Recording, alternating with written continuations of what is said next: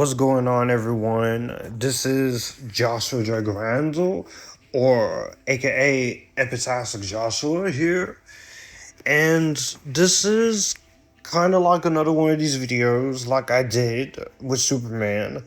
We are looking at the first impressions for the second film of the DCU, Supergirl. This is produced by James Gunn, and this is directed by Craig Gillespie and stars Millie Alcock in the title role. So, we are going to be taking a look at these first impressions from some people. So, a few social media embargoes lifted today from people on social media, not the critics, of course. So, we're going to take a look and see how I feel about all that. But before I do, let's go into Supergirl a little bit. Supergirl is one of my favorite DC characters and one of my favorite superhero characters in general. And I was very excited when they showed her cameo at the end of Superman 2025. I know some people didn't really care for her cameo because she's kind of drinking and such, but that's kind of leading into this movie and what we're doing here. But I liked her cameo. I liked Millie Alcock's beginnings. And if you know this channel and if you know me very well, you will find out that I am a fan of most, if not all, of the interpretations of Supergirl. I did a re-review for Supergirl 84 and reviewed Superman Unbound. I reviewed the Legion of Superheroes movie. And of the Supergirls, Melissa Benoist has been my favorite Supergirl since I saw her in the TV series. And I liked the first 4 seasons. Seasons 5 and season 6, which I never reviewed, I just thought they were okay, but Melissa was the best thing in them. And despite my issues, I still think she's the best to go. Sasha, Supergirl in The Flash, Sasha Calle, I think she did fine in the Flash movie, but my issue with her is that you wrote her in this movie for about 10 minutes just to kill her off, which really disappointed me, and I like the Flash movie. But me reacting to these trailers for the new film, and even just recently doing a live watch-along where she's in it for a little bit, and I have not read the Woman of Tomorrow comic that this is based off of, I have excitement for this because this is a chance to start anew. It's been 42 years since we had a Supergirl movie, and she's a lot more popular now as she was back then, with some naysayers who saying this is not going to be her big return, or grifters saying she sucks because she's a dumb blonde, or she's not as badass as Superman, or she's just a female version of Superman. I'm like, shut the hell up, you grifters. You make it impossible for people to enjoy anything or form their own opinion. But it's been 42 years since the 84 movie, and with all the different comics and interpretations, I think it's about time that we get a new Supergirl film. I really like the trailers, of course. I really enjoy what we've been seeing, but we're going to take a look at these first impressions and let's see what they're saying. And just keep in mind, this is social media embargoes. This is not the critics' perspective, and there are no spoilers here. So we're going to talk about it, and let's go through one by one. According to the Superman Saga News, the movie is being called a fun, heartfelt space adventure that balances fun with dark themes. The praise has been given to the visuals, production design, cinematography, Craig Gillespie's direction, and the performances of his cast, despite some choices made in adapting the book and the villain. Here we go. So Dan Marcus, who is also Dan Malice, who is a YouTuber, he says, I was a big fan of Supergirl, a lively, vivid, entertaining superhero film with a lot of hearts. Millie Alcock shines as the titular character, establishing that she is a star. This has gorgeous cinematography, great humor, and stylish action. It's not perfect, but I have fun. It's also a more and darker than I anticipated, with some effective violence that surprised me. This is a sizable improvement over Superman 2025, where the appreciation has waned since I watched. It helps that Kara has a more developed storyline and the humor is more sparse here. So that was Dan's reaction. Good Nerd says, I've already seen Supergirl. Yes, the whole movie. I loved it.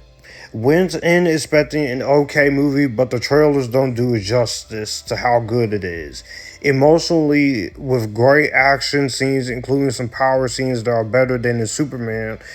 Great power scenes, good pacing, and also excellent performance by Millie Alcock. I left the screening really happy and wanted to see it again. Catching more detail is worth seeing in theaters.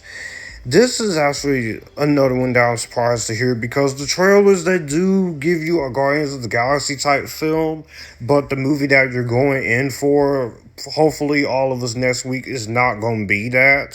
So I'm pretty surprised hearing these two. Jermaine Lucier says Supergirl is highly enjoyable. It doesn't have quite the resonance as Superman, but it acts as both a perfect companion and a follow-up to that movie with better characters and more complex relationships. It is also incredibly emotional, which makes the action hit even harder. Yeah, in the case of Krypto and what's going on here, which I can't really spoil, which I've heard that is in the books, yeah. But I'm going to save that for next week. The Nerds of Color says Supergirl is the most watched movie of the summer. Coming in hot with a moving backstory, we see Kara struggle with her sense of identity, purpose, and calling. Easily one of DC's best films yet. Which that is something that's also really making me curious about the comic, even with this movie, is that we're seeing Kara go through the struggle compared to the TV series. Sean O'Connell says, I had a lot of fun with Supergirl, which helps expand the current DC universe by taking a hard left turn away from James Gunn's Superman and doing his own thing, which is what the DCU is going to do. Much like Tom King and Bilquis Evely's book, is episodic, edgy, and vengeful, but it looks awesome. Go see it. Oh, I certainly will go see it because different is what I want for this new era of DCU with James Gunn and Peter Safran. That's what I signed up for, and that's what we are getting. We have David Crow saying that Supergirl is a superhero movie I have missed. A straightforward and poignant story with lots of emotion, especially when we see Kara through little Ruthie's eyes. Luckily, that's every action scene. Millie Alcock owns the role and will change our idea of Supergirl forever. I'm not sure it's going to change a lot of people's idea on Supergirl because there's still going to be people who prefer Melissa Benoist and such. But you know what? I think Millie can be her own. Drew Massey says the Supergirl film is going down in history for being one of the best balanced, action-packed, and emotional superhero films to date. Everything about this movie shows you Kara is not here to play, and I can't wait to see what the future holds for her in the DCU. Millie, you are a star. Millie is a rising star, especially from House of the Dragons. Haters be damned. Rachel Leishman says Supergirl is everything I wanted it to be. Girls can be messy and that rules. Kara is not her cousin, and I really love how this movie makes that clear that she is different kind of a hero, imperfect in every way. That's what I want from this. Supergirl, she is flawed. She is a little messy. That's what people who don't like the Melissa Benoist Supergirl wanted. And this is what we're paying for in this. So it's good that we're going to see Supergirl go through struggle. I like that. Cool. Another one here, which we are going to be reading, this one is from Chris Killian, and he says, if you threw Guardians, True Grit, and Mad Max into a DC blender, you'd get Supergirl, a grimy, funny, yet surprisingly somber space adventure. Millie shines, especially when we get into Kara's tragic backstory, but Jason Momoa is having the freaking time of his life as Lobo. I also want to highlight the practical effects, the design, makeup, and puppetry are all Oscar level good. Krypton looks incredible, and my goodness, does this movie solidify what peak casting David Corenswet is as Supes. Every time it's on screen, you can't help but smile. I did smile seeing David in the first Superman film. Russ Mayhem of The Direct says, I've seen Supergirl. Millie Alcock is a Kryptonian powerhouse and the perfect Kara Zor-El. The film has a strong heart, giving an interesting and complex journey for Kara. Jason Momoa is clearly born to play Lobo, and the DCU is only better with those two now in it. That's absolutely hilarious, but I'm happy to see that.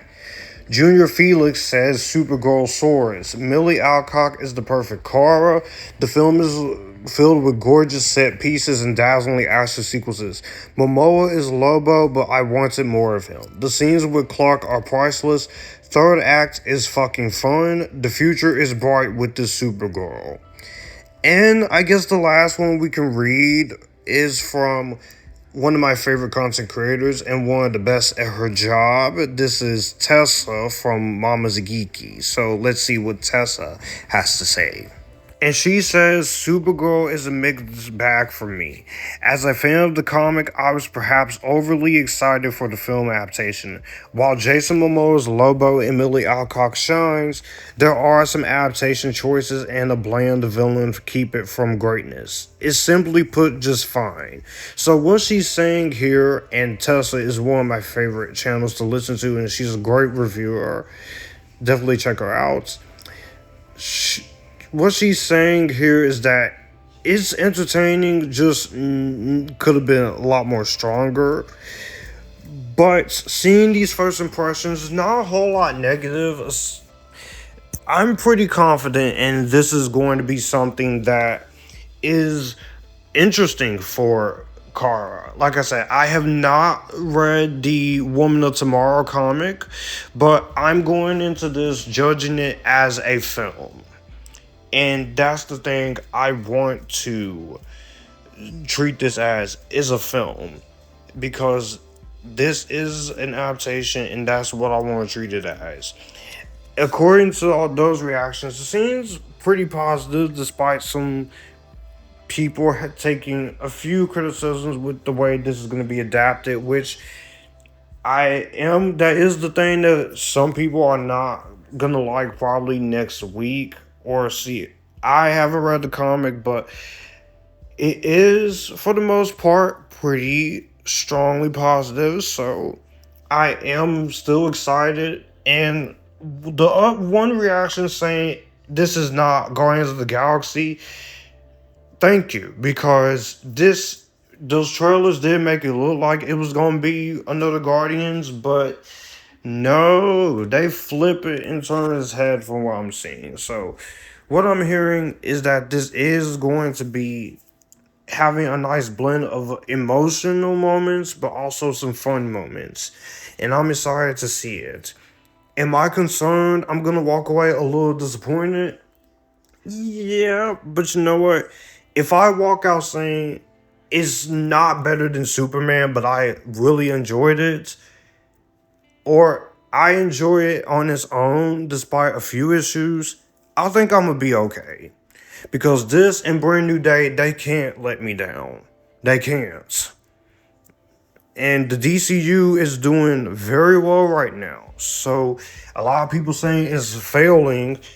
We should be waiting until we get 6 to 8 movies or TV shows or projects to determine if this is a win or a lose. Okay? Because right now, DC fans, we winning right now. So let me know in the comment section down below. Are you excited for Supergirl? If you already have seen it at early screenings and anywhere, what did you think about it? Do you think that this will be better than Superman, or is just gonna be a fun movie on its own? In the comment section down below. All my social media links are description box down below. If you like to send money to my Cash App or Chime, those are down there as well as my Amazon wish list. That way you can send me anything there. Be sure to hit the subscribe button and notification bell, get notified when news videos are up, and I'll see you guys next time.